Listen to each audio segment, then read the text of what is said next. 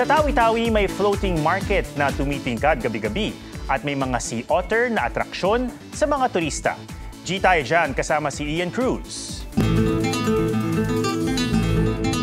Sa ilaw ng mga bangka, naging makulay ang floating night market ng Sitangkay, Tawi-Tawi. Gabi-gabi, ngayong buwan ng pag-aayuno ng mga kapatid nating Muslim, ito ang kanilang nagiging libangan.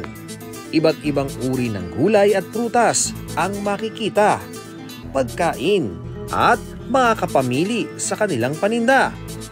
May night market din maging sa kalapit na bayan ng Bungaw.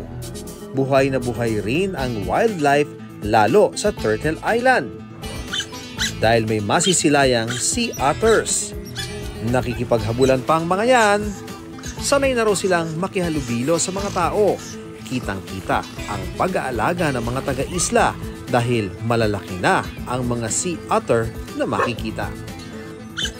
Ian Cruz nagbabalita para sa GMA Integrated News. Huwag magpahuli sa mga balitang dapat niyong malaman. Mag-subscribe na sa GMA Integrated News sa YouTube.